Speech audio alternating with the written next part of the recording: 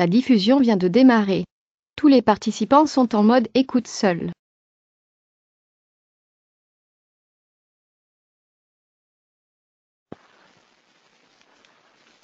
Alors bonjour à toutes et à tous et bienvenue à ce webinaire spécial rapport NFP. Johan Nizar, très heureux de vous retrouver en ce vendredi 3 mai 2019. En effet, on se retrouve de manière assez exceptionnelle en ce vendredi. J'espère que le live le sera aussi. Je vous laisse prendre connaissance de l'avertissement légal sur les risques. Et donc voilà, je vous emmènerai jusque la publication. Je serai avec vous jusqu'à la publication donc de ce fameux rapport NFP qui est publié généralement chaque premier vendredi du mois. Et on va revenir bien évidemment sur la réaction du dollar et sur les paires majeures en dollars, notamment bien sûr l'euro-dollar et aussi l'AUD-USD qui est proche d'une rupture technique. On va en parler dans un instant. D'abord l'avertissement légal sur les risques, le trading avec effet de levier amplifie toujours les gains et les pertes. Un compte risque limité présente un risque de perte du capital investi. L'investissement sur compte titre présente un risque de perte en capital. IG fournit exclusivement un service d'exécution d'ordre. Cette présentation est donnée à titre indicatif et ne saurait être considérée comme un conseil ou une recommandation. Voilà, donc je pense que le son et l'image fonctionnent bien. Si ce n'est pas le cas, n'hésitez pas à me l'indiquer sur le chat. Et n'hésitez pas aussi donc à réagir sur le chat et à me poser toutes vos questions. D'ailleurs, je vous invite, si vous souhaitez, à me donner votre pronostic sur le chiffre du rapport NFP. Alors on va passer justement au calendrier macroéconomique pour voir donc que le consensus, lui, table sur 190 000 créations d'emplois non agricoles au mois d'avril et sur un taux de chômage à 3,8%. Il faudra également suivre l'évolution salariale, donc le salaire horaire moyen, vous voyez, qui est attendu en hausse de 3,3%. On verra ce qu'il en sera. Ça pourrait être un des facteurs déterminants concernant ces chiffres de l'emploi aux États-Unis. Et cet après-midi, un peu plus tard, donc à 16h, il y aura une autre publication différente. Donc ce sera l'indice PMI non manufacturier selon l'agence ISM. Voilà donc pour cette petite introduction. Je parlais justement de l'euro-dollar. Alors avant de passer au graphique, je voulais quand même vous dire que, d'accord, je vous avais sûrement pris connaissance, mais ce matin, il y a eu une publication très importante en zone euro. C'était la publication des chiffres de l'inflation, la première estimation, vous voyez, des chiffres de l'inflation du mois d'avril en zone euro, qui a vaincu les attentes du consensus. Donc les chiffres de l'inflation sont ressortis de manière positive. L'inflation a progressé, le taux d'inflation global a accéléré à 1,7% à la zone euro. Et l'inflation sous-jacente, donc l'inflation corps qui ne prend en compte ni les prix alimentaires ni les prix énergétiques, a également accéléré à 1,2%. L'euro ne semble pas en profiter, en tout cas face au dollar. Alors, je vais revenir justement sur les graphiques du DXY, l'indice dollar américain, puisqu'il nous reste 10 minutes de toute façon avant que le chiffre du NFP soit publié. Et donc, on va y revenir dans un instant. Alors d'abord, je rebondir sur une question qui vient d'arriver sur le chat de Audrey. Bonjour Audrey. Alors Audrey qui ne sait pas si elle a le droit de participer à ce webinaire car son broker n'est pas IG. À côté, il n'y a pas de problème car son webinaire est gratuit et ouvert à toutes et à tous. Donc voilà, bienvenue si vous ne connaissez pas DailyFix, qui est le site de recherche et d'information d'IG. Et voilà, donc bienvenue. Et bon webinaire, voilà, j'espère qu'il vous plaira. Si c'est votre premier webinaire en ma compagnie, voilà, j'espère que tout se passera comme il le faut. N'hésitez pas d'ailleurs, donc comme je l'ai dit, je le répète, donc à me donner votre consensus, votre pronostic sur ce rapport en effet. Voilà, c'est histoire de faire un petit jeu entre nous, alors qui s'en rapproche le plus. Mais d'abord, donc le cours du dollar américain, vous voyez, qui a subi 3 séances de repli, 3 séances de baisse suite à ce point haut du 25 avril. Il est reparti à la baisse et a rebondi sur cette oblique haussière. Sur cette oblique haussière, donc qui part, c'est une oblique haussière court terme puisqu'elle part, vous voyez, de ce creux du 22 mars. Le cours qui est parvenu à rebondir et qui s'est relancé puisqu'il a de nouveau franchi hier, vous voyez cette résistance majeure à 97,70. Alors comme je l'ai dit hier en webinaire, c'est vrai que le cours du dollar était finalement poursuivait sa baisse ensuite à la publication à la publication en effet du communiqué de la Fed, c'était mercredi soir à 20h. Mais ensuite, c'est vrai que certaines déclarations de Jérôme Powell écartant pour l'heure une éventuelle baisse de taux cette année ont soutenu le cours du billet vert qui a donc retracé, qui s'est donc même retourné et reparti à la hausse. Voilà, donc là les prochaines cibles envisageables selon moi sur le DXY, sur le dollar, donc c'est d'abord ce point haut, donc là c'est du 26 avril à 98,33 et un autre objectif potentiel qui pourrait rejoindre le dollar s'il poursuit sa hausse, vous voyez, c'est cet ancien support qui seuil d'inversion de polarité à 99,15. Donc voilà pour le cours du dollar américain qui tente de sortir de sa tendance latérale de long terme maintenant depuis le mois de novembre dernier. Même un peu plus. Depuis l'automne dernier. Alors voilà, donc en effet on s'attend à un regain de volatilité. On verra ce qu'il en sera dans maintenant 7 minutes, un peu moins de 7 minutes, car le NFP sera donc publié à 14h30 heure française. Et justement, voilà, il y a quelques statistiques qui viennent d'arriver sur le chat. Bah, écoutez, je vous en remercie. Donc Théo, j'ai entendu des projections à 170 000. Audrey indique mon pronostic pour le NFP 204 000. Donc création d'emploi meilleure qu'attendu au vu des excellentes statistiques publiées cette semaine. En effet, alors je rebondis sur ce que vient de dire Audrey, car cette semaine, donc c'était mercredi, généralement toujours 2 jours avant, il y a les chiffres de l'emploi privé, donc les chiffres de l'enquête ADP qui en effet ont accéléré et sont ressortis supérieurs aux attentes du consensus, à 180 000. Alors je suis d'accord avec vous, mais on voit qu'il n'y a pas toujours de corrélation. Par exemple, le mois précédent, vous voyez, donc c'était le 3 avril, c'est ça, l'enquête ADP pour le mois de mars était ressortie à 129 000 créations d'emplois, donc inférieur au consensus. Et regardez donc les chiffres du NFP qui ont suivi à 196 000. Vous voyez, donc c'est vrai que parfois il y a des divergences. Alors même s'il s'agit là d'un bond par rapport au NFP du mois de février qui a été, j'aurais presque, pas anormalement, mais en tout cas, qui a été vraiment très bas, relativement très bas, il y a quand même eu une décélération par rapport au mois précédent. Donc, j'ai eu la même réflexion que vous, mais voilà, parfois c'est vrai que cette corrélation ne marche pas, mais c'est vrai que en tout cas, c'est un argument. Voilà, c'est un argument, et donc votre statistique est en effet, j'ai envie de dire, votre raisonnement est en quelque sorte justifié, donc je comprends. Puisque généralement on dit que l'enquête ADP compte pour environ 17% du rapport NFP, ce que me disait l'un de mes anciens collègues. Donc en effet, c'est un raisonnement justifié. Et comme vous le rappelez, ma chère Aurée, sur le chat, février, c'était en effet en partie donc à cause du blocage des administrations fermées, avec donc en effet donc le fameux shutdown.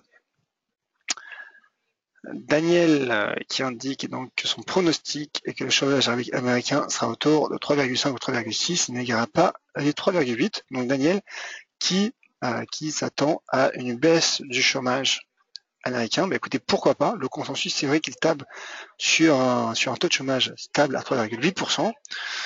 Donc c'est aussi l'un des enjeux, bien sûr, de cette publication. Et puisqu'il nous reste maintenant 3-4 minutes, alors justement, je vais revenir sur l'euro-dollar. Vous allez comprendre pourquoi.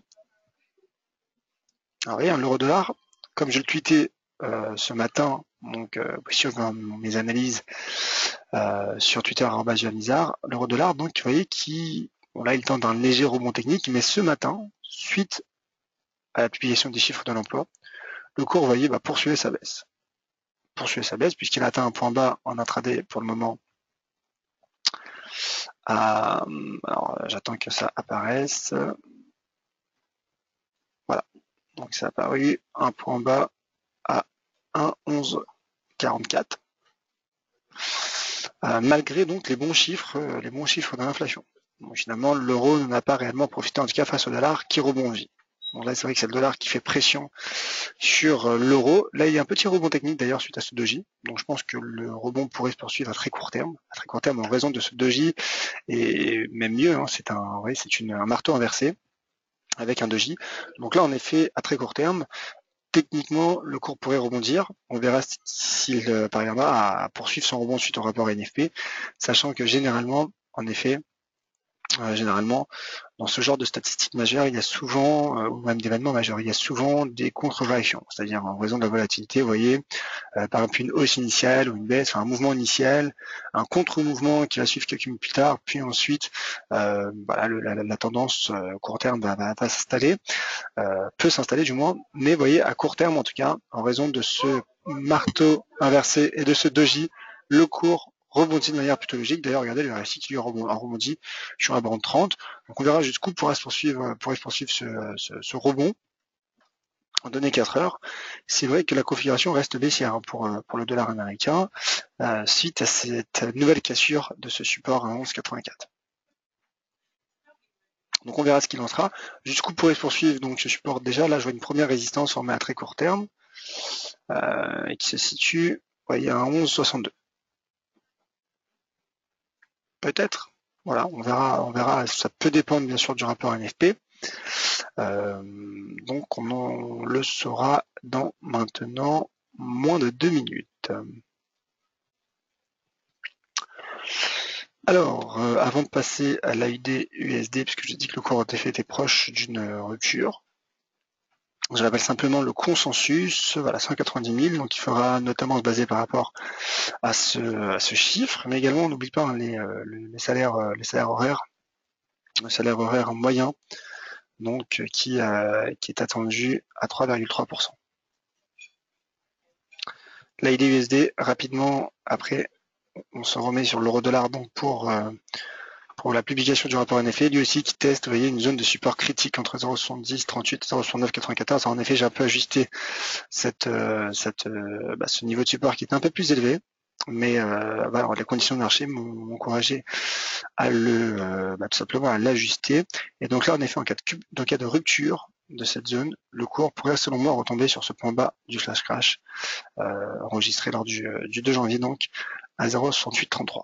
Mais sur support, la USD conserve encore un espoir de rebond, bien que les rebonds soient de plus en plus difficiles, mais en tout cas prochaine résistance, elle se situe à 0,72. Alors, le rapport NFP qui annonce 263 000 créations d'emplois, c'est un bon chiffre, un très bon chiffre pour le rapport NFP qui bat donc nettement les attentes du consensus et quelle est la réaction du dollar américain à court terme. Donc déjà on voit que la tendance reste pour le moment plutôt orientée à la baisse et en effet le dollar américain, pour le dollar hein, la tendance reste à la baisse puisque le dollar américain vous voyez poursuit son rebond en tout cas en première réaction. Voilà. Alors moi c'est vrai que mon pronostic je n'avais pas encore donné mais moi j'ai tablé sur 182 000 et ben vous voyez je suis un peu distancé, assez distancé même, mais en tout cas vous voyez en effet Audrey c'est encore mieux que ce que vous pensiez, voilà, comme vous le dites. Vous voyez, là, cette fois-ci, cette corrélation entre l'enquête ADP et le rapport NFP a fonctionné. Et donc, d'ailleurs, ça invalide, hein, vous voyez, le mouvement de rebond suite à ce marteau inversé et ce doji. C'est pour ça que généralement, le dollar américain qui accélère à la hausse. Et on voit qu'il y a un net regain de volatilité. Et bravo donc, je crois que c'était Daniel qui parlait du taux de chômage. Le taux de chômage a baissé à 3,6%, donc bravo, bien vu. Voilà, c'est Daniel qui donnait son pronostic sur le taux de chômage. Baisse du taux de chômage à 3,6%. Et concernant donc concernant le salaire horaire, alors qui est ressorti, il me semble, à 3,2%. Donc c'est, je crois, conforme aux attentes du consensus, il me semble. Je ne me souviens plus exactement de ce que disait justement le consensus à 3,3%. C'est proche, mais en tout cas, le marché qui semble, le dollar, pardon, qui accélère suite à ce très bon rapport NFP. Donc, je rappelle les chiffres: 263 000 créations d'emplois, le consensus attendait 190 000, et le taux de chômage donc, qui baisse à 3,6%. Le consensus l'attendait stable à 3,8%. Et donc, le dollar qui, en tout cas selon la première réaction, progresse. Maintenant, on a vu que lors de l'intervention de la Fed de mercredi soir, il est baissé en première réaction avant de rebondir.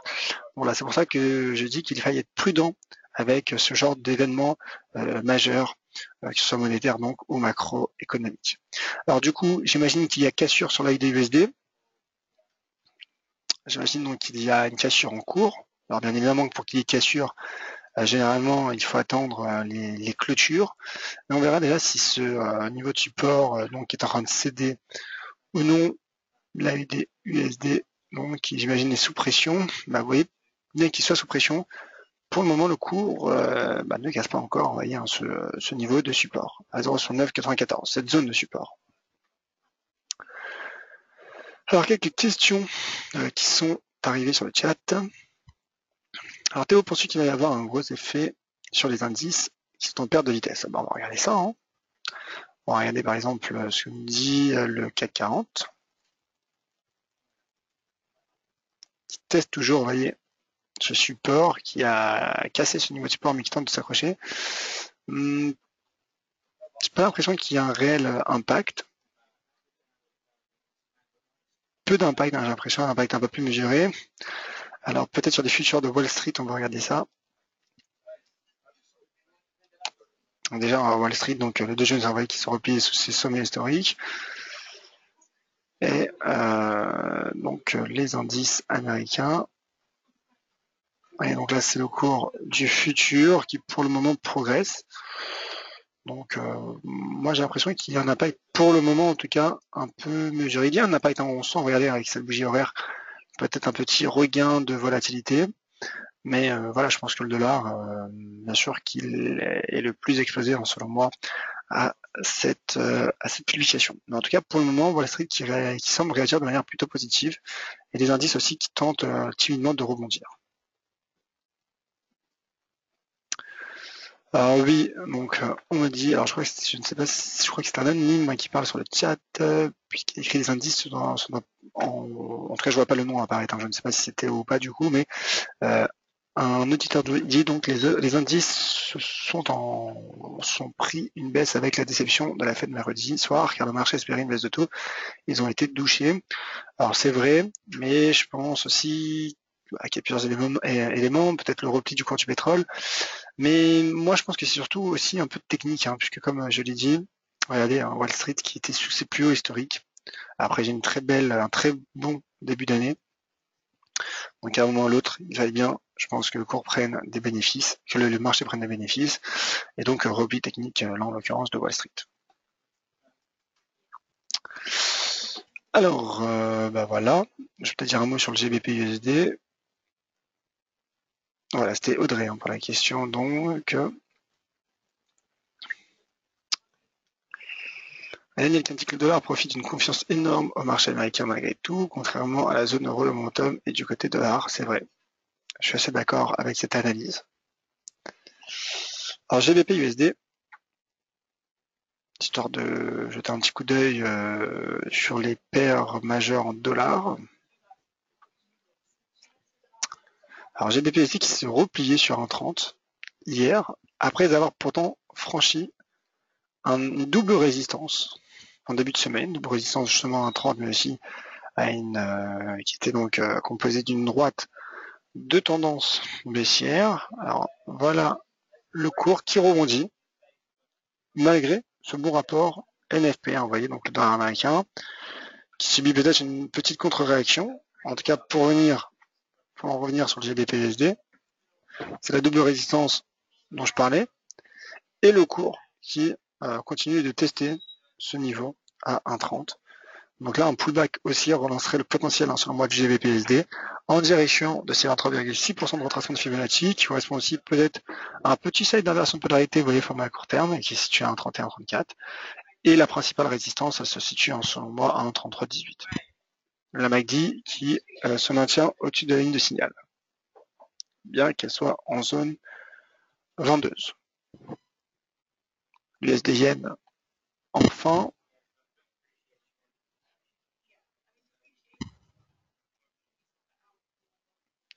Vous voyez, avec la mèche, cette mèche montre qu'il y a quelques contre-réactions. Le dollar américain qui repart à la baisse, l'USD Yen donc qui se maintient dans sa tendance court terme latérale. C'est vrai que, comme je le disais ce matin à l'intérieur d'un article que vous pourrez trouver sur daillyfix.fr, je n'ai pas vraiment d'avis sur le USD Yen, qui pourrait en effet profiter du dollar américain, mais qui n'en profite pas vraiment.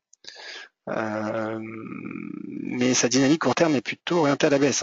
Alors c'est vrai que sur du, on va dire, court moyen terme, c'est plutôt latéral, mais regardez à très court terme, il y a eu cassure de cette droite de tendance haussière, qui part du 2 janvier. Petit pullback sous 111,74.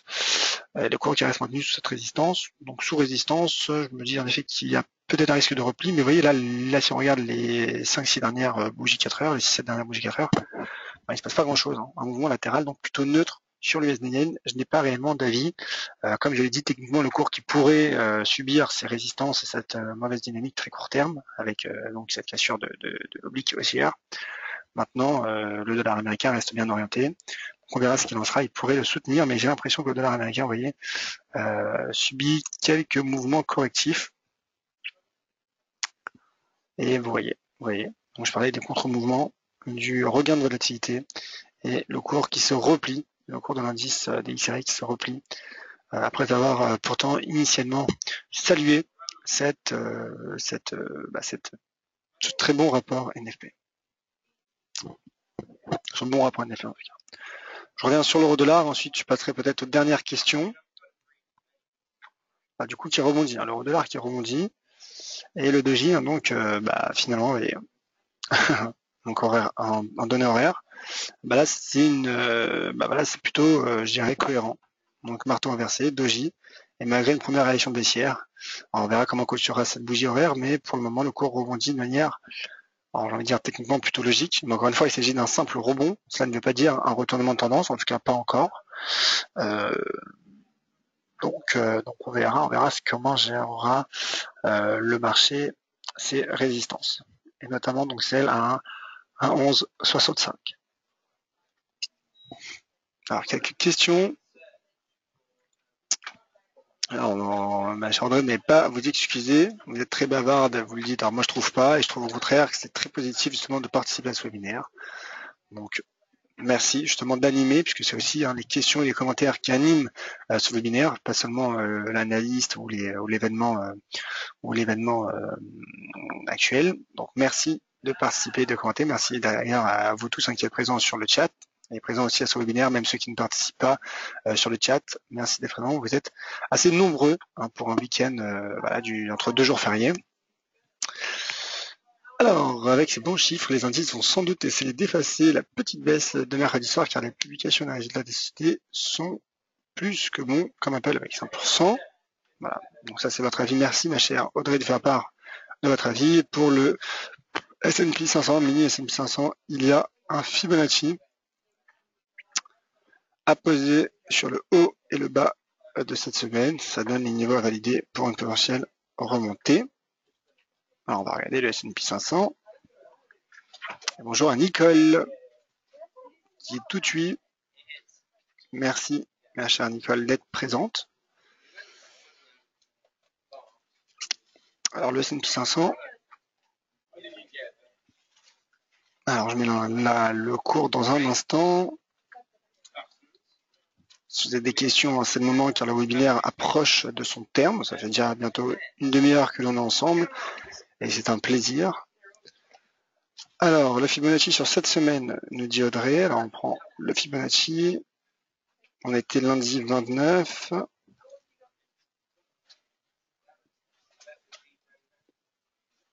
Alors, je vais peut-être changer d'unité de temps, en effet. Je passe en données horaires.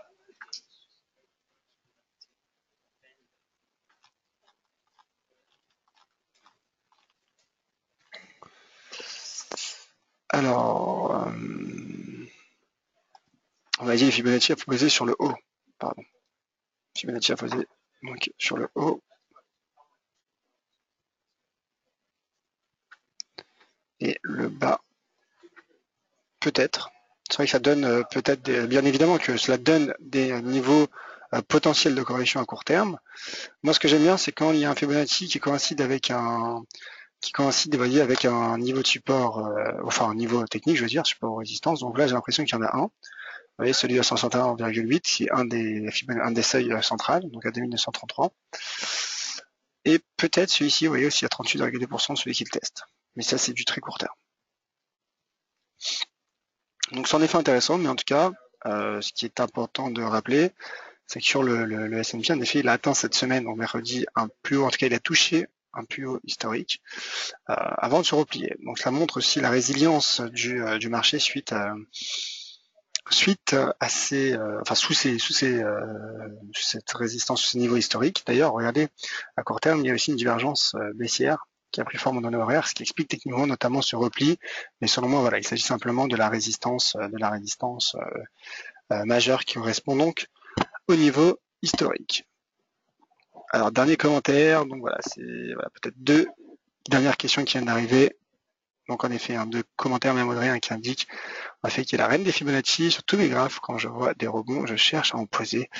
Écoutez, merci de nous faire part de vos stratégies. C'est en effet toujours intéressant de connaître les stratégies des uns et des autres. Voilà, donc je vous en remercie. N'hésitez pas d'ailleurs, si vous souhaitez, à m'envoyer des graphiques sur Twitter, @youhavnizar. Je trouve ça voilà, toujours intéressant. Et alors concernant la question de Bertrand pour le programme des webinaires, alors en effet, pour le moment il n'y a plus de webinaire le matin. Il y a simplement les webinaires donc du mardi et jeudi à 13h et celui du lundi à 16h, donc en ma compagnie, plus les webinaires spéciaux. Alors il faut savoir que lundi je serai absent, donc il n'y aura pas de webinaire la stratégie de la semaine, mais en revanche donc on se retrouvera dès mardi pour mon webinaire stratégie bourse au forex. Alors je vous mets simplement voilà, je vous montre simplement la page DailyFX pour l'inscription des webinaires. Donc quand vous êtes sur DailyFX, vous allez, donc là c'est pour le webinaire spécial rapport NFP, vous voyez sur cet onglet formation, séminaire en ligne, et vous avez le programme, le calendrier des webinaires à venir. Donc le prochain,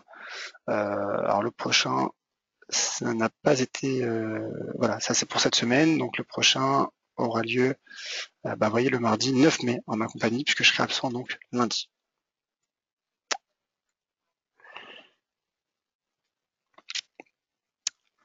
Alors, pour quand on aura des webinaires le matin, écoutez, je ne le sais pas, je ne sais pas encore.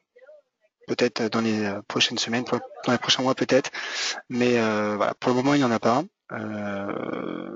Et je tiendrai au courant bien évidemment dès qu'il y aura du changement.